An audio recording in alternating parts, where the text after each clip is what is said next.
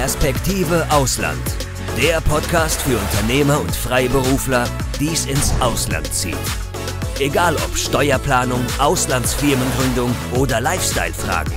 Hier geht's jede Woche zur Sache. Und hier sind deine Gastgeber, Daniel Taborek und Sebastian Sauerborn. Herzlich willkommen bei Perspektive Ausland. Mein Name ist Daniel Taborek und außerdem mit dabei Sebastian Sauerborn als Gastgeber und Inhaber der Steuerkanzlei St. Matthew in London. Heute sprechen wir über die Unternehmensgründung in Malta. Malta war ja früher eine britische Kolonie. Heute ist Malta das kleinste Land in der EU. Fangen wir gleich mit der ersten Frage an. Für wen könnte Malta ein idealer Unternehmensstandort sein? Wir haben ja schon in einer vorherigen Podcast-Episode von Perspektive Ausland von Malta als Wohnsitzstadt gesprochen. Und ich empfehle jedem im Grunde genommen, sich diese Podcast-Episode anzuhören, entweder davor oder danach. Denn in der Tat, unserer Erfahrung nach, und wir sind in Malta seit 2012 aktiv, ist es tatsächlich so, dass Malta sich vor allen Dingen dann anbietet, wenn man eben als Geschäftsführer, Hauptgesellschafter, Mitgesellschafter nach Malta tatsächlich umzieht, den Wohnsitz dorthin verlegt und dann von Malta aus das Unternehmen betreibt. Also jeder, der sich das vorstellen kann, von Malta aus ein Unternehmen zu betreiben, vor Ort tatsächlich mit physischer Präsenz, in Malta, für den kommt es in Frage. Also das sind natürlich dann manche Dinge erstmal bieten sich da nicht an. Also alles, was mit Logistik zu tun hat, wo man Lager braucht und so, ist sehr schwierig. Malta ist weit ab vom Schuss. Man wird es auch sehen, wenn man dort wohnt und zum Beispiel bei Amazon bestellt. Amazon liefert nur wenige Produkte nach Malta. Und die Produkte, die sie liefern, da sind die Kosten für die Lieferung sehr hoch. Das heißt also, überall, wo jetzt Massen aus Lagern und so versandt werden, ist Malta nicht geeignet. Aber für jemanden, der Dienstleistungen anbietet, Internet-Startups, da gibt es natürlich die Spezialbereiche Krypto und Online-Gaming, Beratung, also alle diese Themen letztlich, wenn jemand irgendwie eine Softwareplattform und eine Internetplattform baut, all diese Themen lassen sich ideal von Malta aus betreiben. Wir haben sehr vielen Mandanten geholfen, nach Malta umzuziehen, die da sehr erfolgreich, sehr wohlhabend geworden sind, das Umfeld optimal ausgenutzt haben. Das jedenfalls ist die beste Option. Wovor wir dringend abraten, ist letztlich jetzt zum Beispiel in Deutschland zu wohnen und dann eine maltesische Gesellschaft zu betreiben. Das war eine gute Zusammenfassung zum Einstieg. Jetzt, welche Gesellschaftsformen gibt es denn in Malta? Also wenn ich jetzt vorhabe, dort eine Gesellschaft zu gründen, Unternehmen zu gründen, finde ich dort die alten Bekannten wieder, wie zum Beispiel in UK die Limited PLC, LPP oder ähnlich wie in den USA die LLC. Wie ist das auf Malta? Was gibt es da für Möglichkeiten? Also Malta war bis nach dem Zweiten Weltkrieg unter britischer Kontrolle und haben natürlich demzufolge viele Aspekte des britischen Gesellschaftsrechts mit übernommen. Das heißt, es gibt so im Grunde die gleichen Rechtsformen, die es auch in Großbritannien gibt. Die gängigste Rechtsform ist die Limited, dann gibt es die Public Limited, auch Limited Partnership und solche Dinge. Im Grunde genommen die zur Gründung einer Gesellschaft notwendigen Elemente sind dann auch wieder die gleichen wie in Großbritannien. Also man braucht einen Company Secretary, es gibt Directors, es gibt Shareholders. Also all diese Begriffe sind mehr oder weniger identisch in Malta. Ist das jetzt schwierig, also vom Aufwand her? Also man kennt das ja oder man liest es ja auf vielen Webseiten, zum Beispiel wenn man jetzt an UK denkt, innerhalb von 24 Stunden, 1-2 Tagen kann man da eine Gesellschaft gründen. Man muss oftmals nicht anreisen. Manchmal sieht man auch die Angebote, dass man alles wie online basiert machen kann, so klick, klick, klick und man hat eine Gesellschaft. Also wie kann man sich das jetzt auf Malta vorstellen im Vergleich zu vielleicht UK? Genau, also im UK ist man da sicherlich verwöhnt, da ist ja alles voll elektronisch, ja, das heißt, die ganze Einreichung ist komplett elektronisch, da muss jetzt nichts unterschrieben werden, es braucht kein Notar, man reicht letztlich die Daten online ein und die Gesellschaft wird sofort dann eingetragen. Das ist in Malta nicht so. Man muss sich das ähnlich vorstellen, im Grunde vielleicht wie in Irland. Bei der Gründung einer irischen Gesellschaft werden ja auch Unterschriften notwendig. In Irland mittlerweile können elektronisch eingereicht werden. In Malta ist es halt so, dass unterschrieben werden muss, die Dokumente vom Geschäftsführer, von den Gesellschaftern. Und dann müssen die halt per FedEx dort hin und her geschickt werden. Ja, also es geht auf jeden Fall länger als in Großbritannien, aber auch in Malta braucht es natürlich keinen Notar. Und die ganze Sache lässt sich normalerweise in nützlicher Frist abwickeln. Also ich würde mal sagen, 7 bis 10 Tage vielleicht. Vielleicht noch eine wichtige Frage, die auch immer wieder unsere Zuschauer, Zuhörer interessiert. Das sind die Anforderungen ans Stammkapital. Das heißt, wie viel Stammkapital muss eingezahlt werden, mindestens? Also in Malta bei der Limited, das notwendige Stammkapital sind 1.200 €, wovon ein Viertel einbezahlt werden muss. Sehr überschaubar, aber nicht wie in Großbritannien, wo ja dann wiederum bei einer UK Limited letztlich hier £1 oder so einbezahlt werden muss. Für einige mag jetzt die Frage aufkommen, ob man selbst Geschäftsführer der Gesellschaft in Malta sein kann oder ob man einen lokalen Geschäftsführer anstellen muss. In einigen Ländern ist das ja so, aber wie ist es auf Malta? Man muss jetzt immer natürlich hier unterscheiden, von was wir hier sprechen. Ja, also wenn man jetzt rein vom Gesellschaftsrecht spricht, muss man natürlich keinen in Malta ansässigen Geschäftsführer haben. Wenn man das Ganze aus steuerlicher Sicht anschaut, dann ist das natürlich absolut notwendig, denn nur der in Malta ansässige Geschäftsführer, und ich rede jetzt nicht von einem Erfüllungsgehilfen, sondern von einem Geschäftsführer, der tatsächlich lebt, der auf das Konto zeichnungsberechtigt ist, mit Einzelunterschrift, der tatsächlich das Tagesgeschäft der Gesellschaft führt. Nur eine solche Person ist letztlich in der Lage, dann dafür zu sorgen, dass die Betriebsstätte der Gesellschaft auch in Malta ist. Und nur dann kann ich ja vom günstigen Körperschaftsteuersatz von 5% profitieren. Ja. Wenn ich jetzt in Deutschland lebe und Geschäftsführer der Gesellschaft bin, auch ein de facto Geschäftsführer zählt hinzu. Das heißt, auch wenn ich zwar nicht als Geschäftsführer eingetragen bin, aber es nur irgendeine Erfüllungsgehilfen gibt, aber ich bin derjenige, der die Strippen zieht, dann ist diese Gesellschaft steuerlich in Deutschland veranlagt, zahlt also komplett die gleichen Steuern wie eine deutsche GmbH und das ganze Setup ist sinnlos. Ja. Also erst der in Malta lebende Geschäftsführer garantiert mir tatsächlich die maltesische Betriebsstätte und das wird natürlich von den ausländischen Finanzämtern sehr, sehr stark geprüft. Und da die meisten jetzt natürlich nicht hier einen Geschäftsführer anstellen können und wollen in Malta und dem jetzt, was weiß ich, ein ortsübliches Gehalt, sagen wir mal 120.000 € bezahlen wollen, ist es natürlich in der Regel für die meisten Unternehmer die pragmatischste Lösung, dorthin umzuziehen, nach Malta, den Wohnsitz dorthin zu verlegen und dann selbst Geschäftsführer der eigenen Gesellschaft zu werden. Okay. Das heißt, ich gründe jetzt eine Gesellschaft in Malta, bin selbst Geschäftsführer der Gesellschaft. Aber wie du schon gesagt hast, muss ich jetzt dann natürlich dort wohnen und noch idealerweise ein Büro anmieten. Also ich muss sozusagen, wie man immer so schön sagt, Substanz schaffen. Mit welchen Kosten rechne ich denn da? Also mein eigenes Gehalt kann ich ja selber festlegen, aber jetzt das Gründen einer Betriebsstätte, das heißt, kann ich zum Beispiel im Homeoffice arbeiten? Muss ich ein extra Office mieten? Und wenn ja oder nein, mit welchen Kosten ist das verbunden? Also es ist definitiv nicht notwendig, ein eigenes Büro zu mieten, wenn man dort wohnt. Es ist gang und gäbe bei unseren Mandanten, dass die von zu Hause arbeiten, dass da also auch die Betriebsstätte der Gesellschaft ist. Wir hatten ja schon im vorherigen Podcast besprochen, was so die Mieten in Malta sind. Also wer jetzt sehr anspruchslos ist, der kriegt sicherlich für weniger als 1.000 € was. Ich würde sagen, wer normale Ansprüche hat, bis hohe Ansprüche hat, der zahlt zwischen 2.000 und 5.000 € im Monat für eine Wohnung und kann natürlich dann dort die Gesellschaft auch entsprechend dann domizilieren. Aufgrund der steuerlichen Sicht möchte man ja vor allen Dingen, wenn man in Malta lebt, dann den Non-Dom-Status nutzen. Den Non-Dom-Status nutzen heißt konkret, dass man natürlich die Einkünfte, die man sich persönlich in Malta in Form von Gehalt oder Dividenden oder sonstigem so gering wie möglich hält. Denn darauf muss ich ja in Malta als Geschäftsführer und dort lebende Person dann Steuern bezahlen. Ja. Das heißt also, ich werde mir nur so viel auszahlen, ja, wie ich zum Leben brauche. Also jetzt nehmen wir an, ich habe eine Wohnung. Als ich selbst in Malta gewohnt habe, hatte ich zum Beispiel eine Wohnung gemietet, die hat so 2.000 € im Monat gekostet.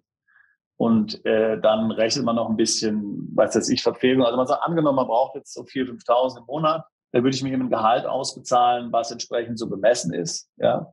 Und man kann davon ausgehen, dass die Steuersätze in Malta vergleichbar sind mit Steuersätzen in anderen Ländern. Was die Einkommensteuer anbelangt, also sagen wir mal ein Drittel. Ja, ein Drittel geht also dann für die Einkommensteuer drauf. Das müsste man also als Gehalt rechnen. Alles, was in Malta eben anfällt, muss davon abgedeckt werden. Und der Rest wird ja dann über die Holdingstruktur, die etabliert wird, ohnehin dann im Ausland anfallen und ist dann steuerfrei. Also das heißt, im Grunde genommen, indem ich mir ein Gehalt bezahle, mit dem ich die Miete bezahlen kann und so weiter und so fort, sind im Grunde dann die Kosten für die Gesellschaft schon mehr oder weniger dann abgedeckt. Man muss natürlich die üblichen Steuerberatungskosten und so weiter noch hinzurechnen. Ja, aber die Kosten sind meiner Meinung nach sehr überschaubar und hängen ganz stark vom persönlichen Lebensstandard ab. Ja, da hast du mir gerade ein gutes Stichwort geliefert. Also Kosten für Buchführung hast du gerade erwähnt und Steuerberater. Jetzt schwärmen ja einige, die eine Limited gegründet haben oder gründen wollen oder Anbieter im Internet immer davon, wenn man eine Limited in UK gründet, braucht man de facto keine Buchführung. Wie ist denn das in Malta und ist es eigentlich in UK wirklich so? Also das ist natürlich ein Gerücht, das ist definitiv nicht so. Eine Limited ist eine in Großbritannien ansässige Kapitalgesellschaft. Die muss dort eine Steuererklärung einreichen, Steuern bezahlen, außer natürlich, sie kann nachweisen, dass sie in einem anderen Land Steuern bezahlt hat. Wenn ich ja ein Modell hatte wie früher, wo ich jetzt eine Niederlassung der UK Limited habe in Deutschland, dann zahle ich natürlich Deutschlandsteuern, nicht in UK, ganz klar. Aber zu sagen, wenn die Gesellschaft in Großbritannien nichts macht, ist dort nichts einzureichen, das ist falsch. Das ist nur dann zutreffend, wenn ich eine Ansässigkeitsbescheinigung eines anderen Finanzamtes mit vergleichbaren Steuersätzen nachweisen kann. Und in Malta ist ganz genau das Gleiche. In Malta sind sogar die Anforderungen noch höher, denn in Malta ist es notwendig, dass jede Gesellschaft, auch die kleinste, ihre Abschlüsse testieren lässt. Ja? Das heißt also, man muss im Grunde gar nicht vom Finanzamt fürchten und vor Betriebsprüfungen, die alle 5 Jahre stattfinden. Man hat wirklich in Malta jedes Jahr den Wirtschaftsprüfer mehrere Tage im Büro sitzen, ja, der wirklich jeden Beleg tatsächlich umdreht. Ja. Und wenn dort irgendwas Zweifelhaftes dabei ist, dann gibt der kein Testat für diese Gesellschaft ab. Oder wird diese Position zumindest dann natürlich im Testat dann auflisten. Ja. Also das heißt, man darf sich natürlich nicht vorstellen, dass jetzt Malta in irgendeiner Weise eine Bananenrepublik ist, wo man solche Methoden anwenden kann, die jetzt hier in anderen Ländern, wie zum Beispiel Deutschland oder so, die akzeptiert werden würden. Das ist in Malta ganz genau das Gleiche. Im Gegenteil, Malta ist eher noch strenger. Also es sind zum Beispiel in Malta Darlehen an Gesellschaft und Geschäftsführer nicht zulässig, ja, was ja in Deutschland gang und gäbe ist und von vielen Unternehmern mit einer GmbH auch benutzt wird. Also in Malta ist da schon eine große Genauigkeit in der Buchhaltung notwendig. Habe ich jetzt also mich für eine Gesellschaftsgründung entschieden in Malta? Ich kann selbst Geschäftsführer sein. Ich weiß, ich muss eine Wohnung mindestens mieten und von dort von meinem Homeoffice aus arbeiten. Ich weiß, ich brauche einen Steuerberater. Was jetzt ja noch notwendig ist, um unternehmerisch tätig zu sein, ist ein Bankkonto. Und das ist ja jetzt in vielen Ländern auch immer, also zunehmend schwieriger geworden, für Neugründungen ganz speziell ein Bankkonto zu eröffnen. Was kommt denn dort auf den Unternehmer in Malta zu, wenn er zur Bank geht und ein Konto eröffnen will? Ja, ist in Malta praktisch unmöglich. Ja. Also ist abartig schwierig.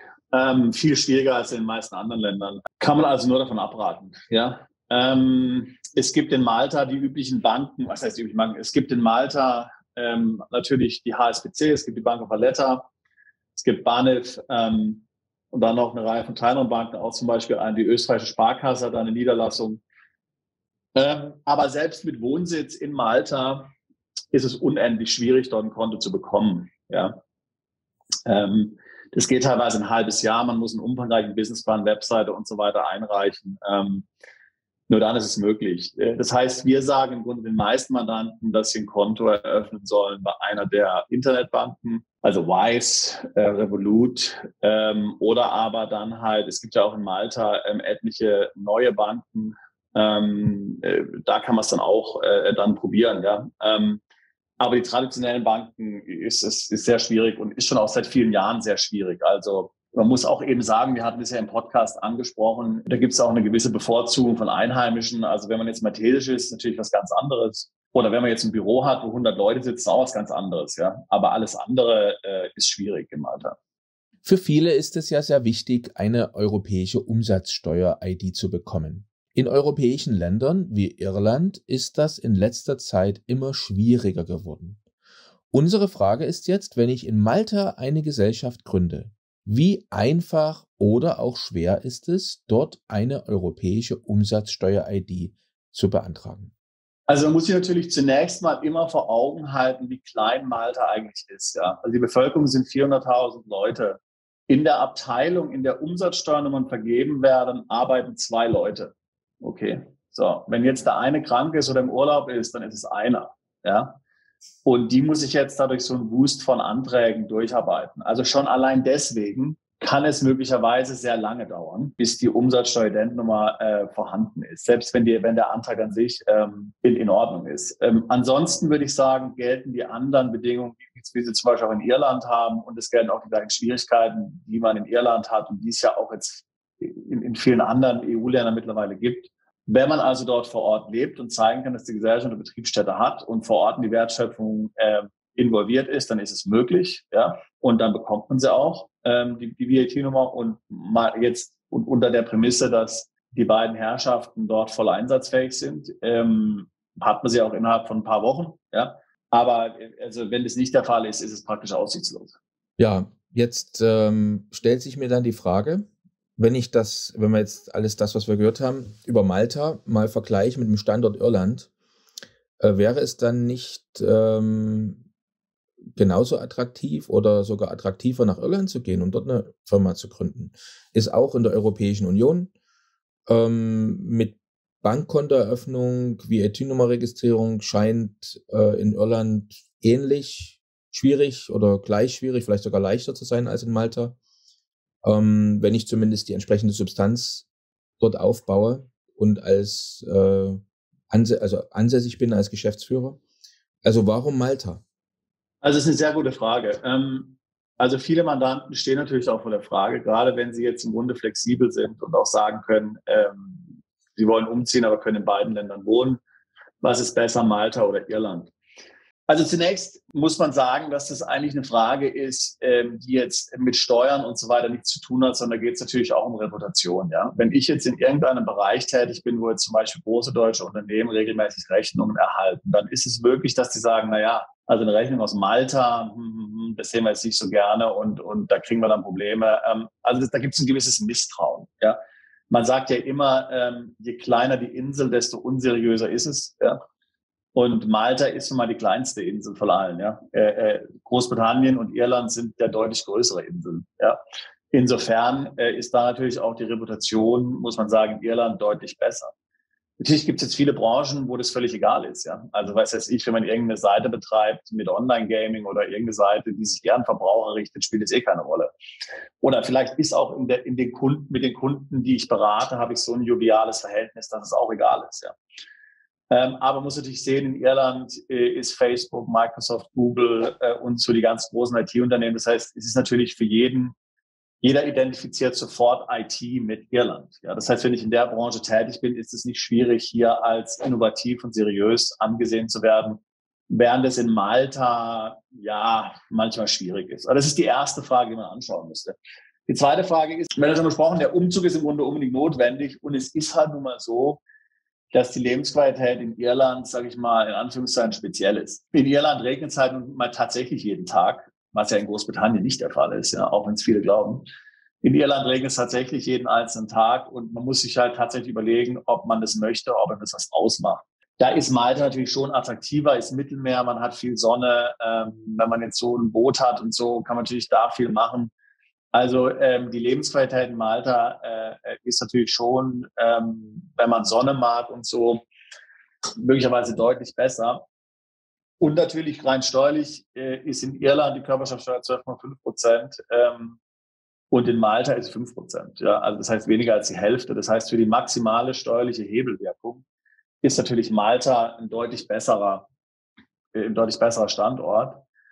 Vor allen Dingen, weil ja bei großen Gewinnen, ja, also Gewinne im Millionenbereich oder so, also die Hälfte der Steuer ja auch eine große Hebelwirkung hat. Ja. Also wenn ich sage, ich zahle jetzt 1 Million Steuer oder 500.000, also das ist ein Wort, ja, das ist ein großer Betrag. Ja. Kommen wir noch einmal genauer auf die Körperschaftssteuer zu sprechen. Sucht man nach Informationen zu Malta, stößt man mal auf 5%, mal auf 35% Körperschaftssteuer. Sebastian erklärt jetzt, was es damit auf sich hat und mit welcher Körperschaftssteuer man in Malta rechnen muss. Die Maltesen, die haben das ja relativ trickreich gemacht, ja. Also als die 2002 die EU Teil der EU wurden, haben die großen Beratungshäuser, zum Beispiel PwC, gefragt, sie hier im Hinblick auf die Überholung des Körperschaftssteuersystems letztlich zu beraten. Ja. Die wollten auf keinen Fall so sein wie Zypern, so die Russeninsel, sage ich jetzt mal in Anführungszeichen, sondern die wollten das intelligent machen. Und PwC hat dann eben die Idee gehabt, dass man sagt, naja, okay, wir machen das jetzt so. Die Körperschaftssteuer ist 35% und ist damit die höchste in der EU. Ja, so, und das taucht überall auf. Ja, wenn du irgendwelche Vergleiche siehst, Körperschaftssteuer in der EU, dann steht da immer solche Balkendiagramme, dann ist Malta immer ganz unten, weil es der mit Abstand teuerste Körperschaftssteuersatz ist. Viel mehr, also Deutschland hat ja 15% Körperschaftssteuer, also Malta 20% mehr, sodass dann mal zunächst jeder denkt, naja, also Malta, die sind ja echt teuer. Ja, so. Der Trick ist natürlich der, dass man sagt, dass ausländische Gesellschafter dann eine Steuererstattung erhalten, nämlich 6/7 dieser bezahlten Körperschaftssteuer werden dann dem ausländischen Gesellschafter wieder erstattet. Ja? Also ein ganz einfaches Rechenbeispiel. Ich habe eine Gesellschaft in Malta, ja, und diese Gesellschaft hat einen Gewinn von 100.000 Euro. Dann werden zunächst mal 35.000 Euro an Körperschaftssteuer bezahlt. Ja, die müssen auch tatsächlich bezahlt werden oder zumindest mussten sie. Ja. Da kommen wir gleich dazu, bis vor kurzem. Und die Gesellschafter dieser maltesischen Gesellschaft, die ausländischen Gesellschafter, erhalten dann davon 6/7 zurück. Das sind 80%, also in unserem Rechenbeispiel 30.000 Euro, sodass dann die effektive Körperschaftssteuer, die bezahlt werden muss, nur 5% sind, nämlich 5.000 Euro. Ja. Das heißt also, der effektive Körperschaftssteuersatz in Malta sind 5%, nicht aber der tatsächliche ausgeschriebene Körperschaftssteuersatz, das sind die 35%. Damit dieses System funktioniert, braucht man Holdinggesellschaften und in der Regel werden dort 2 Holdinggesellschaften von uns installiert. Eine Holdinggesellschaft in Malta und diese maltesische Holdinggesellschaft hat den Vorteil, dass ich dann eine gemeinsame Veranlagung der beiden maltesischen Gesellschaften, also der operativen Gesellschaft und der Holdinggesellschaft in Malta auf der Körperschaftssteuererklärung machen kann. Und somit wird dieser Tax Refund eliminiert. Ja, ich muss also nicht mehr erst die 35% bezahlen und bekomme dann 6/7 zurück. Das ist ja möglicherweise ein Cashflow-Problem. Ja, wenn ich jetzt mal an größere Beträge denke und man denkt, okay, ich muss jetzt vielleicht 350.000 Steuer bezahlen, ja, ist es natürlich möglicherweise ein Cashflow-Issue. Das kann ich mit der Holding sparen. Ich kann also dann direkt diese 5% eben dann an das Finanzamt überweisen. Und die ausländische Holding brauche ich dann noch, und die gründen wir regelmäßig in Schottland als eine Limited Partnership in Schottland. Die brauche ich dann letztlich noch dafür, dass ich, wenn ich in Malta wohne, ja nur ausländische Einkünfte steuerfrei vereinnahmen kann. So, wenn jetzt die maltesische Holdinggesellschaft an die ausländische Holdinggesellschaft in Schottland die 95% des verbleibenden Gewinns ausschüttet und dann mir die schottische LP diese 95% ausschüttet, dann ist das Auslandseinkommen für mich in Malta und ich muss es nicht besteuern. So funktioniert eigentlich die Holdingstruktur in Malta. Wir haben jetzt darüber gesprochen, wenn ich eine Gesellschaft gründe in Malta und in Malta unternehmerisch tätig bin. Ich habe einen Wohnsitz in Malta und ich habe meinen Unternehmenssitz in Malta und erbringe meine Leistung von Malta aus. Ja. Und in dem Fall, ich habe meinen Wohnsitz in Malta, aber habe eine Auslandsgesellschaft generell, habe also in Malta keine Gesellschaft gegründet, dann gelten von vornherein welche Steuersätze für mich? Was ist da mit meinem Einkommen? Na, wenn ich jetzt, und viele Mandanten haben das ja, also das ist ja der Vorteil an Malta, es gibt im Grunde dann ein sehr benutzerfreundliches Außensteuerrecht, sehr benutzerfreundliche CFC-Rules. Wenn ich also in Malta lebe und den maltesischen Non-Dom-Status habe und dann, sagen wir mal, zum Beispiel an einer Gesellschaft beteiligt bin in Singapur und diese Gesellschaft in Singapur schüttet mir dann eine Dividende aus von 100.000 und ich führe diese nicht nach Malta ein, sondern lasse die auf einem Konto außerhalb Maltas, dann sind diese in Malta auch steuerfrei. Details dazu haben wir ja schon besprochen in der ersten Folge zu Malta, wo es nämlich um den Wohnsitz in Malta geht. An dieser Stelle wollen wir unseren Zuhörern und Zuschauern noch einmal empfehlen, auch unsere erste Folge zu Malta anzusehen oder anzuhören. Da sprechen wir ja ausführlich über Malta als Wohnsitz oder was man wissen sollte, wenn man überlegt, dort zu wohnen. Jetzt gäbe es noch andere Gründe für mich als Unternehmer, meinen Unternehmens- und Wohnsitz nach Malta zu verlegen. Und zwar spreche ich da jetzt ganz speziell Vorteile des Standorts Malta für bestimmte Branchen oder Geschäftszwecke an. Also zum Beispiel Gambling, Glücksspiel, Sportwetten, hast du ganz am Anfang, glaube ich, auch schon erwähnt. Oder vielleicht ein Yachtbesitzer, da taucht Malta manchmal auf. Vielleicht kannst du uns da noch was dazu erzählen. Was wir bisher besprochen haben, ist im Grunde die überwiegende Mehrheit unserer Mandanten. Ja, also die verwenden genau das Setup, wie wir das jetzt besprochen haben. Das heißt, ich sag mal zum Beispiel, jemand hat jetzt eine neue Geschäftsidee, verlässt in Deutschland seinen Job, verlässt Deutschland, zieht nach Malta um und baut dieses Business dann letztlich dort in Malta auf mit seinen Geschäftspartnern. Und oftmals, wir hatten viele Mandanten, die das dann bis zum Verkauf geführt haben und dann natürlich sehr, sehr lukrativ hier beim Exit dann komplett alles steuerfrei vereinnahmen konnten. Ja. Also wenn man sich das vorstellt, was weiß ich, gründet ein Startup, verkauft es in 3-4 Jahren für 10 Millionen, die sind dann komplett steuerfrei, ja, wenn man in Malta wohnt.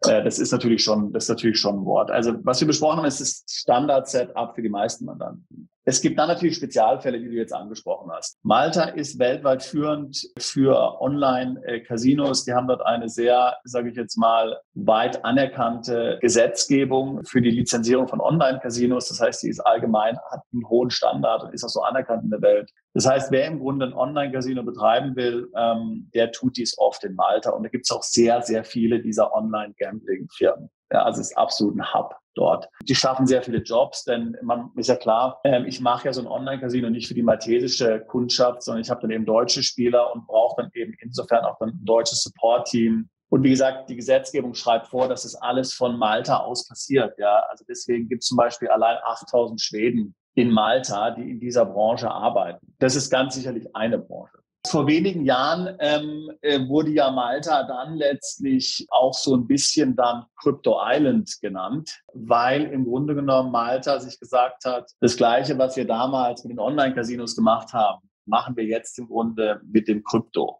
ja, mit Blockchain. Es gab damals im Grunde noch kein anderes westliches Land, was hier irgendeine Art von Regulierung für Blockchain-Unternehmen, Krypto-Unternehmen, zum Beispiel, sage ich jetzt mal, eine Crypto-Exchange hatte. Ja? Und insofern hat Malta hier Rechtssicherheit geboten für diese Unternehmen. Das heißt, das ist jetzt so ein bisschen auch ein wichtiger Standort geworden für Krypto-Unternehmen. Ganz bekanntes Beispiel Binance, wobei man nicht genau weiß, die haben zwar keine Kryptolizenz in Malta, aber die sind da ansässig oder sind da nicht ansässig. Da gibt es also einige Gerüchte. Also es gibt jedenfalls Krypto-Exchanges, die da ansässig sind und ganz viele Unternehmen in dem Blockchain-Bereich sind in Malta ansässig.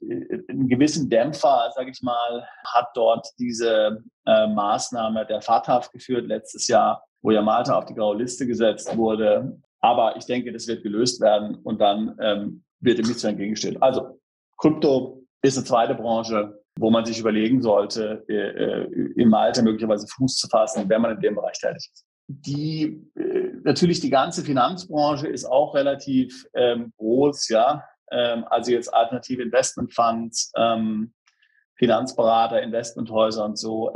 Da ist natürlich auch relativ viel los in Malta. Das heißt, das wäre eine weitere Branche. Was alle diese 3 Branchen im Grunde gemeinsam haben, ist, dass sie eben letztlich von der Regierung besonders gefördert werden, denn Malta hat ja keinerlei natürliche Ressourcen. Ja, und ist ein sehr kleines Land. Das heißt, die mussten sich im Grunde überlegen, wie können wir innerhalb der wirtschaftlichen Union wirtschaftlich überleben? Was ist unser USP? Also was können wir machen? Welches Umfeld können wir schaffen, dass wir attraktiv sind für externe Investments? Und hier hat man eben versucht, dann entsprechend sich zu profilieren und natürlich zum Teil wenigstens mit sehr großem Erfolg. Das Thema Yachten, was du angesprochen hast, das ist einfach ein Programm, was es schon seit längerem in Malta gibt. Das erlaubt letztlich einem zukünftigen Yachtbesitzer, eine Yacht mehrwertsteuerfreundlich in die EU zu importieren. Was natürlich bei Yachten immer ein Riesenthema ist, denn wie gesagt, man muss ja eine privat genutzte Yacht in der Europäischen Union voll mit Mehrwertsteuer versteuern. Das heißt, wenn die Yacht 10 Millionen kostet, dann lege ich nochmal extra 2 Millionen Umsatzsteuer drauf. Ja. So, das maltesische System erlaubt es jetzt letztlich, dass ich diese Yacht über eine Firma erwerbe. Und diese Firma erwirbt dann dieses Boot als eine Chartergesellschaft, muss somit also zunächst mal zum Zeitpunkt des Kaufes keine Umsatzsteuer bezahlen, denn im gewerblichen Bereich ist natürlich keine Umsatzsteuer fällig. Dann vermietet also meine eigene Chartergesellschaft die Yacht an mich und dafür muss ich dann natürlich Umsatzsteuer bezahlen. Und somit kann ich dann letztlich die fällige Umsatzsteuer über eine Periode von 7 Jahren und auch noch zu einem günstigeren Satz mehr oder weniger dann, ich sage mal, abstottern an die maltesischen Behörden. Das ist der Sinn dieser maltesischen Umsatzsteuerregelung für den Yachtkauf, auch sehr populär natürlich. Am nächsten Tag habe ich mich mit Sebastian noch einmal getroffen und wir sind noch auf ein paar andere spezielle und interessante Punkte zur Unternehmensgründung auf Malta zu sprechen gekommen. Gerade Vorhaben wie Finanzdienstleistungen, Casinos, Online-Gambling oder Kryptounternehmen benötigen ja spezielle Lizenzen, die man auf Malta auch beantragen kann. Aber die Frage ist, wie lange dauert das und wie schnell ist man mit seiner Gesellschaft dann geschäftsfähig? Es ist in der Tat so, dass es hier zum Teil sehr große Missverständnisse hinsichtlich der Anforderungen der maltesischen Behörde gibt. Also es ist ein sehr langwieriger Prozess. Ich würde jetzt nicht sagen, langwieriger als in anderen Staaten, aber wir haben ja zum Beispiel mit dem Simon Fundl mal gesprochen vor einigen Wochen, wie lange er gebraucht hat, um in der Schweiz seine Crypto-Exchange-Lizenz zu bekommen. Und man muss sich eine ähnliche Dauer sicherlich auch in Malta vorstellen. Also wir reden hier minimal von 6 Monaten bis 12 Monate oder länger, bis man diese Lizenz hat. Und die 6 Monate gehen auch nur dann, wenn mein Tipp komplett fertig ist. Ja, also wir haben manchmal Mandanten, die kommen zu uns und sagen, ja, ich möchte gerne ein Casino eröffnen und so. Also die Anforderungen, die dort gestellt werden, die Software zum Beispiel, sind extrem hoch. Ja. Das heißt, in der Regel kostet eine Software zu entwickeln mehrere 100.000 für so ein Online-Spielcasino, selbst wenn es ein einfaches Spiel ist. Und man muss dann komplett natürlich die auch technisch dann prüfen lassen, ob die den rechtlichen Anforderungen erfüllt, was weiß ich, wie die Wettquoten sind und so weiter und so fort. Das sind ganz enorme Aufwände. Also wie gesagt, das ist was langfristig angedacht und angegangen werden muss. Nichts davon ist schnell. Nichts davon ist günstig, das dauert enorm lange. Man braucht dafür sehr kompetente Berater, Anwälte, Wirtschaftsprüfer. Also das ist was man absolut nicht unterschätzen darf. Gibt es dann trotzdem irgendeine Option, das zu beschleunigen, wenn ich jetzt dort vor Ort bin? Also wie kannst du mir helfen, dass ich vielleicht doch schneller zum Zug komme? Ja, also es gibt tatsächlich Möglichkeiten. Also es gibt natürlich dort sogenannte White-Label-Anbieter, gerade im Casino-Bereich, noch im Finanzdienstleistungssektor, unter deren Haftungsmantel man schlüpfen kann und dann mehr oder weniger deren Lizenz verwenden kann, um hier ein Casino zu betreiben. Die haben dann natürlich komplett verifizierte und auch von den Prüfern bestätigte Spiele. Ja? Da kann man dann praktisch einfach dann seine Corporate ID sozusagen dann drauf klatschen. Dann kann man sein eigenes Spielcasino recht schnell eigentlich dann eröffnen. Wir reden dann tatsächlich von einem Vorgang, der dauert vielleicht mehrere Wochen oder mehrere Monate. Denn auch dort ist natürlich so, wenn man jetzt gerade denkt, muss was Deutsches machen. Also ich hatte mir mal sowas vorstellen lassen und die hatten dann so eine Übersetzung. Die hatten dann so eine Oberfläche, die war angeblich dann aufs Deutsche übersetzt. Aber ich meine, die war so schlecht, die Übersetzung und das UI, ja, dass man gesagt hat, okay, also ich meine, da steckt schon nochmal eine Menge Arbeit drin, selbst wenn das ganze Thema Lizenz geregelt ist und man muss das nicht machen. Also auch dort sicherlich noch viel Aufwand und muss natürlich dann viel Provision auch dann abdrücken, sage ich mal, an den Lizenzeigner. Ja. Aber das wäre jetzt die schnellste Lösung, wie man, wenn man zum Beispiel ein Casino hat, dort schnell durchstarten möchte.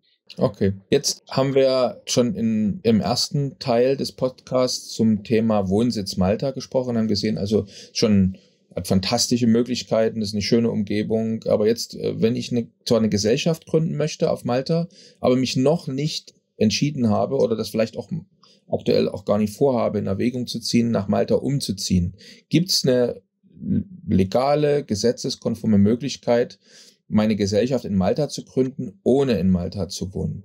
Auch hier wiederum natürlich ein tatsächliches Minenfeld. Es gibt ja viele, die dann denken, es gibt die EU-Niederlassungsfreiheit. Der kann ja niemand verbieten, irgendwo eine Firma zu gründen. Das ist natürlich korrekt. Aber das ist natürlich innerhalb der EU an sehr strenge Auflagen gebunden. Man möchte sich dort an die Firma YouPorn erinnern.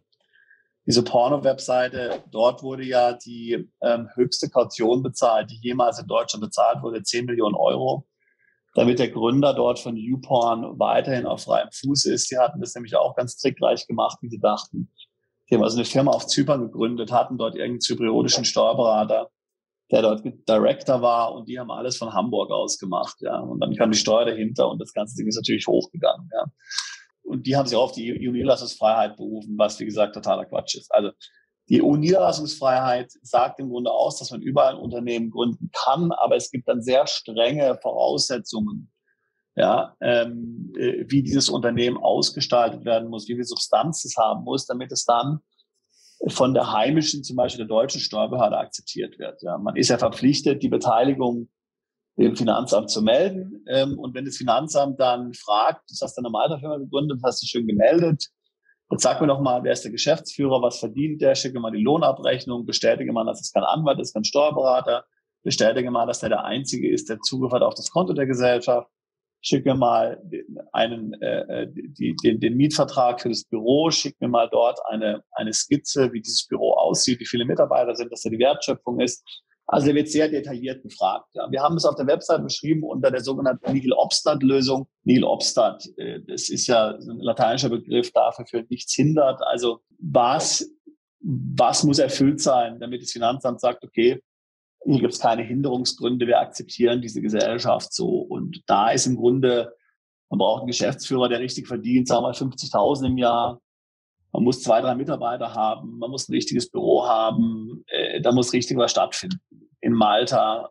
Und wir haben das ja gesehen. Ich meine, der Lufthansa hat dort 200 Mitarbeiter, die haben da auch so eine Flugzeugwartungsgesellschaft. 200 Mitarbeiter, ist ja klar, dass das für die funktioniert. Wer sowas vorhat, jetzt dort Mitarbeiter im großen Stil einzustellen, der kann natürlich dort eine Firma gründen und die ganz legal auch von Deutschland aus besitzen. Er darf nicht ins Tagesgeschäft involviert sein, weil ansonsten hat die Gesellschaft bekanntlich einen Betriebsstätte in Deutschland. Aber er kann die besitzen, er kann der legal beteiligt sein, muss aber jederzeit natürlich in der Lage sein, hier umfangreiche Nachweise zu liefern, dass da tatsächlich umfangreiche Substanz in Malta eingerichtet wurde. Und das ist im Grunde die einzige Möglichkeit im Rahmen der EU-Niederlassungsfreiheit. Außerhalb von EU-Staaten ist sogar noch viel mehr erforderlich. Ja. Innerhalb der EU-Staaten, da würde jetzt auch Malta, Irland dazu zählen, Zypern. Die einzige Möglichkeit, im Grunde so eine Auslandsgesellschaft zu betreiben, ist in der Konstellation. Okay, da haben wir also auch Klarheit in dem Punkt. Jetzt haben wir über das Thema spezielle Lizenzen gesprochen im Bereich Krypto, Online-Gaming, Casino etc. Wenn für mich jetzt Malta interessant wäre oder ich es in Erwägung ziehe, weil ich vorhabe, eine Holding zu gründen. Jetzt ist ja so, dass eigentlich Irland und Luxemburg da so die typischen Standorte sind. Kann Malta es mit Luxemburg und Irland aufnehmen? Wäre das eine interessante Alternative für eine EU-Holding? Also grundsätzlich in jedem Fall. Malta ist als Holding-Standort interessant. Man muss sich immer überlegen, was sind gute Holding-Standorte. Also ein guter Holding-Standort ist zum Beispiel ein Land, das eine relativ großzügige Participation Exemption hat. Das bedeutet ein Land, bei dem die Besitzquote und die Haltefristen an einer Beteiligung relativ gering sind, damit ich diese steuerfrei veräußern kann. Also als Beispiel, was passiert, wenn ich eine Beteiligung habe als Holdinggesellschaft in Höhe von 10%, an einer anderen Gesellschaft und ich verkaufe diese nach 2 oder 3 Jahren, da kann man praktisch sagen, dass in jedem EU-Land diese Veräußerung in der Holdinggesellschaft steuerfrei wäre, also auch in Deutschland. Wenn ich eine deutsche Holding habe und die verkauft unter diesen Konditionen eine Beteiligung, dann ist der Veräußerungserlös in der Holding steuerfrei. Was, wenn ich jetzt sage, ich besitze nur 0,5% und ich halte es nur für 6 Monate? Dann wäre es in den meisten Ländern nicht mehr steuerfrei. Aber in Malta ist eben trotzdem die Participation Exemption relativ großzügig ausgestellt. Was ich gerade eben gesagt habe, als zum Beispiel, aber das kann man sich mal im Detail dann anschauen. Weitere Vorteile für Holdinggesellschaften ist natürlich die Frage, wird eine Quellensteuer ausgeschüttet? Das ist vor allem ganz interessant, wenn man zum Beispiel jetzt, man wohnt in Dubai, hat eine Holding in der EU, in vielen EU-Ländern, inklusive ja zum Beispiel auch Luxemburg oder auch der Schweiz, die nicht in der EU ist, aber ja doch EU-Recht vielfach anwendet. Wenn die Gesellschaft eine Dividende ausschüttet, wird eine Quellensteuer einbehalten. In der Schweiz ja unglaubliche 35%, in Luxemburg immer noch möglicherweise 15% oder so, manchmal auch weniger in Luxemburg. So, und das hat Malta auch nicht. Malta hat keine Quellensteuer. Genauso auch wie UK zum Beispiel keine Quellensteuer hat. Das ist also auch als Holdingstandort interessant. Also insofern, Malta kann als Holdingstandort in der EU auf jeden Fall interessant sein. Fassen wir jetzt nochmal die positiven Aspekte einer Unternehmensgründung auf Malta zusammen. Also wir haben gesehen, Malta ist wirklich ein idealer Standort oder ein idealer Firmensitz in der EU. Nicht nur wegen dem guten Wetter, was du ja schon mehrfach erwähnt hast, sondern es ist sehr, sehr einfach, einen Aufenthalt zu bekommen. Es ist sehr einfach, ein Unternehmen zu gründen. Die Anforderungen ans Stammkapital waren relativ gering. Gut, Bankkonto und EU-Umsatzsteuer-ID haben wir gesehen, ist zumindest nicht schwieriger als in anderen EU-Ländern. Aber natürlich auch nicht so einfach, wie man sich das vielleicht manchmal gerne vorstellt. Lebenskosten waren moderat. Und wir haben vor allem gesehen, steuerlich sehr, sehr interessant. Ne? Vor allem natürlich, wenn man dort wohnt. Wo bekommt man in der EU noch 5% Körperschaftssteuer in der Konstellation? Aber jetzt OECD als Stichpunkt. OECD hat ja im Auftrag der G20 das Konzept für die globale Mindestbesteuerung entwickelt. Und man redet ja von 15% Körperschaftssteuern. 127 Staaten sind schon dabei.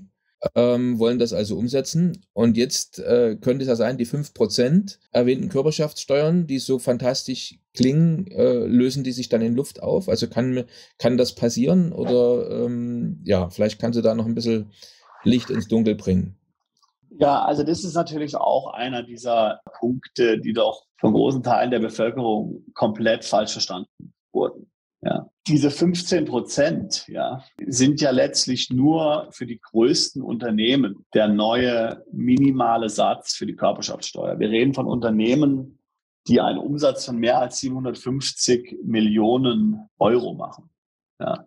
Nur die sind davon betroffen. Das Gleiche, das ist überall so. Ja. Und so ist natürlich auch in Malta. Das heißt, Unternehmen, die zu diesen großen Unternehmen gehören, also mehr als 750 Millionen Umsatz machen, die müssen in Zukunft tatsächlich minimal 15% Körperschaftssteuer bezahlen, auch in Malta. Aber in Malta sind es, und hier haben wir jetzt einen Artikel von der Times of Malta, den ich hier zitiere, wären es 20 Unternehmen, die davon betroffen sind. Die werden davon betroffen sein, aber natürlich jetzt gerade unsere Mandantschaft, die ja sehr viel kleinere Unternehmen sind davon nicht betroffen. Das Gleiche ist auch in Irland so, selbstverständlich. Ja, also auch da sind natürlich die größten Unternehmen davon betroffen. Ja, ganz klar. Und klar, ich meine, in Irland sind natürlich sehr viele große Unternehmen, kennt man ja, Google, Microsoft und so weiter und so fort, sind da ansässig mit ihren europäischen Niederlassungen. Noch mehr als in Malta, natürlich. Da sind da tatsächlich 15% Steuern zu bezahlen, aber für den Großteil der Unternehmen, also für nur 95% oder mehr, ich weiß gar nicht, wie viele das sind, hat es keinerlei Auswirkungen. Okay, also haben wir dort, sagen wir mal, die Kuh vom Eis. Das betrifft also die meisten potenziellen Mandanten nicht, auch vielleicht jetzt unsere Zuhörer und Zuschauer. Aber wie sieht es denn aus mit den jüngsten Initiativen oder Entwicklungen in Bezug auf EU-Shelf-Companies? Da hat man ja einiges auch gelesen, dass dort einiges neu geregelt werden soll. Könnte das eventuell Auswirkungen auf potenzielle Interessenten des Firmensitzes Malta haben? Genau, also rekapitulieren wir nochmal, was damit gemeint ist. Also die EU hat jetzt vor kurzem gerade um Weihnachten herum angekündigt, dass gegen Shelf Companies vorgegangen werden soll. Shelf Company ist so eine Gesellschaft, die also keinerlei lokale Substanz hat, sozusagen. Ja. Also man gründet eine Gesellschaft, weiß ich, irgendwo in Zypern oder auch in Malta. Es gibt keinen lokalen Geschäftsführer, da passiert keine lokale Wertschöpfung vor Ort. So die Gesellschaft wird verwendet, an Rechnung an irgendjemand zu stellen und hat aber eigentlich einen sehr geringen Footprint, sage ich mal so. Ja. So, gegen diese Gesellschaften soll durch die EU vorgegangen werden. Die sollen also letztlich, deren Benutzung soll verunmöglicht werden, indem zum Beispiel dann die EU-Mutter-Tochter-Richtlinie und andere steuerliche Vorteile durch diese Gesellschaften nicht mehr in Anspruch genommen werden kann. Ja.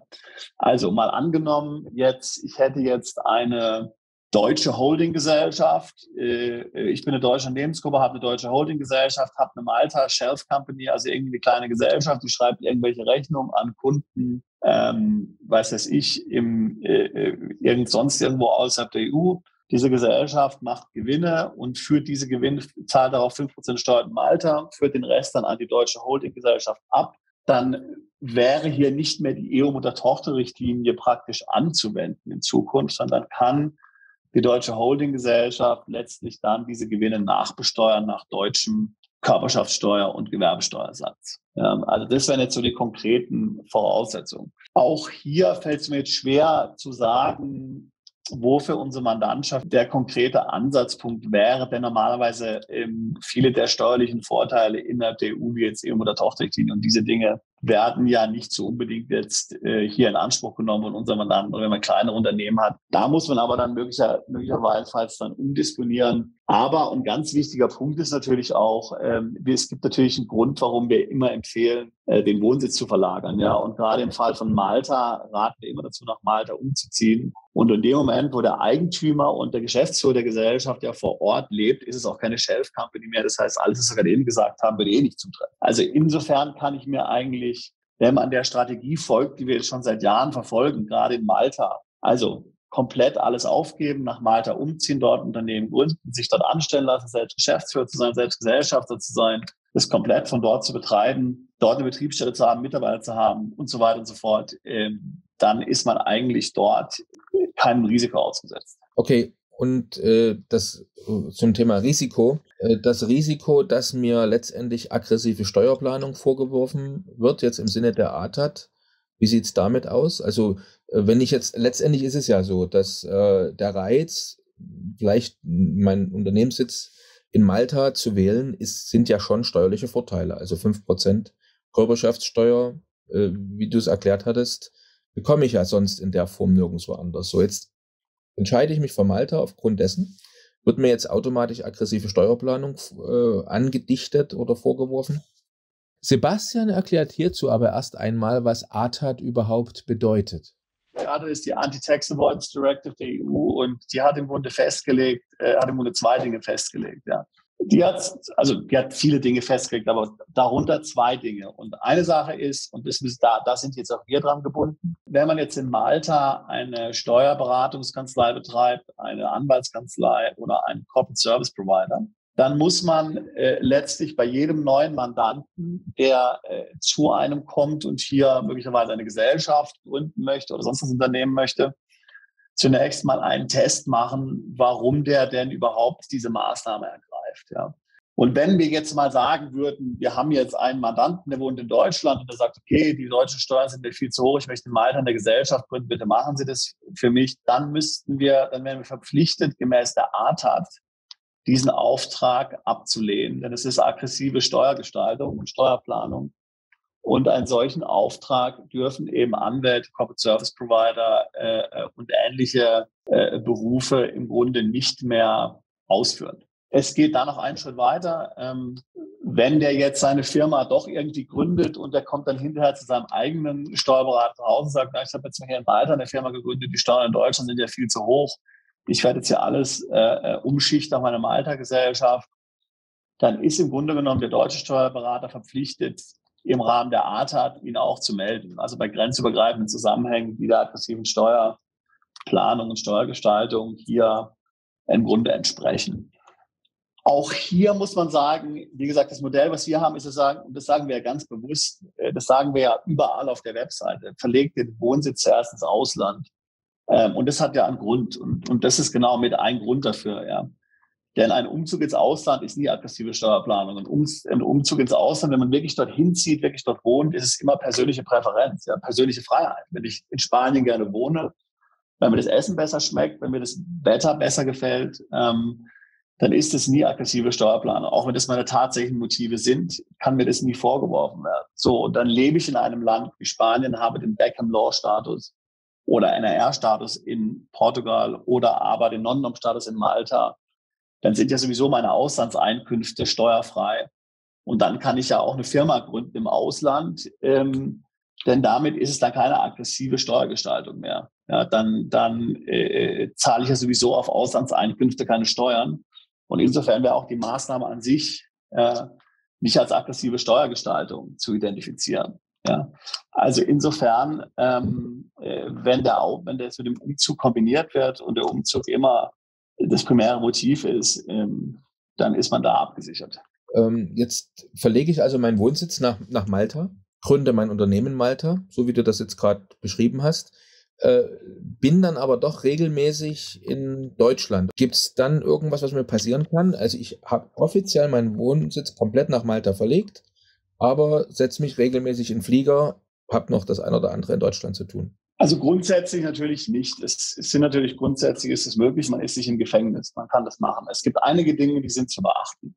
Also es gibt eine harte Grenze, das sind 183 Tage. Wenn ich jetzt also in Deutschland nach wie vor 183 Tage bin, dann bin ich natürlich in jedem Fall in Deutschland wieder unbeschränkt steuerpflichtig. Das kann ich also auf keinen Fall machen. Aber natürlich auch schon weit weniger als 183 Tage können mir möglicherweise ein Problem verursachen. Wenn ich zum Beispiel auch nur 100 Tage in Deutschland bin und von dort aus meine Gesellschaft leite, ja, das heißt also dort als Geschäftsführer dieser maltesischen Gesellschaft zum Beispiel laufend in Deutschland Verhandlungen für Geschäftsanbahnung betreibe, Verträge abschließe, dann hat die Gesellschaft möglicherweise in Deutschland eine Betriebsstätte und ist damit in Deutschland steuerpflichtig. Jetzt mag man sich fragen, wie kommt sowas raus? Also sowas ist absolut möglich, rauszukommen. Ich kann mich an einen Mandanten erinnern, der ist aus Deutschland weggezogen, hat alles regulär, komplett sauber, ordentlich in Deutschland abgeschlossen. Nach 3 Jahren haben die das wieder angeschaut. In Deutschland haben die das ausgegraben und haben ihn als erstes gefragt, dass er mal einen Nachweis liefern soll für jeden einzelnen Tag in den 3 Jahren, wo er sich aufgehalten hat. So, der war jetzt also tatsächlich dann auch in Deutschland, ich glaube so 100 Tage im Jahr oder zumindest im ersten Jahr 100 Tage, im zweiten, im dritten Jahr dann weniger. Und dann haben wir gefragt, was hast du denn gemacht in Deutschland in 100 Tagen? Hattest du jetzt dort Meetings, wo du jetzt für die maltesische Gesellschaft hier Geschäfte angebahnt hast, mit Kundenverträge unterschrieben hast und so weiter? Hatte er nicht, denn er hatte in Malta einen Geschäftsführer angestellt, einen anderen Kollegen von ihm, der dort in Deutschland gelebt hat. Das heißt, er war gar nicht jetzt Geschäftsführer der maltesischen Gesellschaft. Insofern konnte ihm das da nichts anhaben. Aber wie gesagt, solche Sachen sind natürlich möglich, dass die passieren.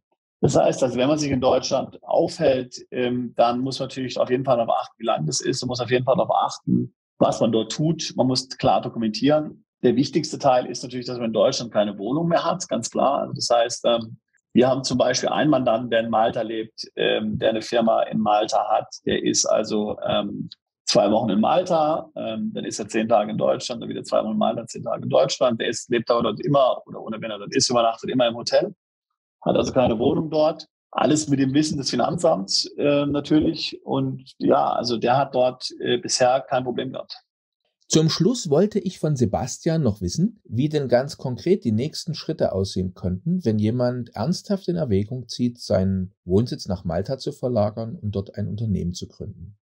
Also wie gesagt, das Wichtigste ist, dass man sich natürlich der Konsequenzen klar bewusst ist und auch sich dessen bewusst ist, dass heute nichts mehr einfach ist. Ja, also wenn irgendein Berater sagt, kein Problem, dann ist das eine gefährliche Aussage. Ja. Also der erste Schritt muss zunächst mal sein, dass man sich klar sein muss, dass man tatsächlich nach Malta umziehen muss. Wenn man natürlich jetzt mit Geschäftspartner hat und das zu dritt oder so macht, dann kann natürlich einer nach Malta umziehen, das ist natürlich klar. Aber ansonsten muss man tatsächlich dahin umziehen wollen. Zumindest ist unser Rat, um hier jedes Problem zu vermeiden. Und das ist der erste Schritt. Ja? Das heißt, man muss sich als erstes damit mal auseinandersetzen. Kann ich mir vorstellen, wirklich in Malta zu wohnen? Da haben wir einen Podcast aufgenommen dafür schon. Übrigens, wenn ihr keins unserer interessanten Videos mehr verpassen wollt, dann klickt doch jetzt gleich auf den Abonnieren-Button und auf die Glocke. Auch über Kommentare, Fragen oder einen Daumen hoch freuen wir uns sehr. Kann ich mir das vorstellen? Kleine Insel, sehr laut, weit ab vom Schuss, andere Kultur, anderer Lebensstandard. Kann ich mir das vorstellen, das zu machen? So, das wäre die erste Frage, die man sich tatsächlich stellen muss und auch ehrlich sich gegenüber beantworten muss. Und vielleicht ist ja nicht Malta, vielleicht ist ja in Zypern oder irgendwas anderes. Irland, keine Ahnung. Ja.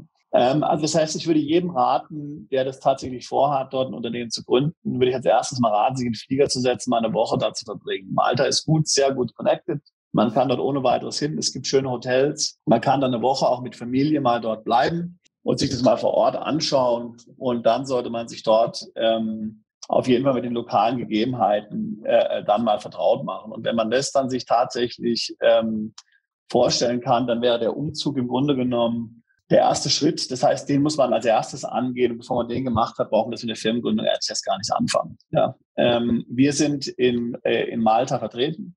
Mein Bruder Philipp lebt in Malta, leitet dort unser Büro. Dr. Werner und Partner. Und man kann dort gerne bei uns vorbeikommen, wenn man dann in Malta ist. Man kann ein Gespräch führen, das weitere Vorgehen planen. Aber man muss wirklich dorthin gehen, um jetzt, dass man auch nicht die Zeit verschwendet. Ja, also es hat keinen Sinn, die eigene Zeit oder unsere Zeit zu verschwenden. Also man muss da hingehen und dann klar sein, okay, ich werde dahin umziehen. Und jetzt möchte ich gerne den Umzug besprechen. Wir kennen auch Immobilienmakler. Wir können dann dort auch natürlich zeigen, wo man am besten dann wohnen kann. Man kann konkrete Objekte anschauen. Das ist alles recht einfach, haben wir im letzten Podcast besprochen. Aber das ist wichtig, dass man das richtige Mindset hat. Also die Schlimmsten sind immer die kommen und sagen, naja, findet ja eh keiner raus. Ich will das nicht so machen, wie Sie es mir empfehlen, sondern ich will das gerne machen von Deutschland aus. Ich will dort leben in Deutschland. Ich will den engen Strom anhaben als Director. Also solche Sachen. Da nehmen wir meilenweit Abstand davon. Ja. Also das heißt, wer eine gewisse Ernsthaftigkeit hat und natürlich muss auch ein profitables Unternehmen sein. Also wir sagen, unter 500.000 Gewinn, zumindest perspektivisch, macht es überhaupt keinen Sinn. Der Aufwand ist ja riesengroß. Es macht keinen Sinn, deswegen ins Ausland umzuziehen. Wenn man also diese Ernsthaftigkeit hat, dann würde ich jedem empfehlen, sich das zu überlegen und am besten nach Malta kommen und dann Termine ausmachen mit uns. Ja, klasse. Doch schön. Ich habe auch gerade mal geguckt, Flüge sind wirklich teilweise sehr erschwinglich. Kann schon ab Berlin zum Beispiel 50, 60 Euro fliegen. Also ist ein guter Tipp von dir gewesen. Auch nach Malta. Genau, auch nach Malta können wir allen Zuschauern und Zuhörern empfehlen. Wenn unsere Zuschauer und Zuhörer, wenn ihr jetzt den Teil 1 nicht gehört habt, Malta Wohnort, dann geht auf die Webseite und hört oder seht euch das nochmal an. Ja, vielen Dank, Sebastian. Okay, danke dir. Tschüss. Bis zur nächsten Folge von Perspektive Ausland, der Podcast für alle Unternehmer, die es ins Ausland zieht.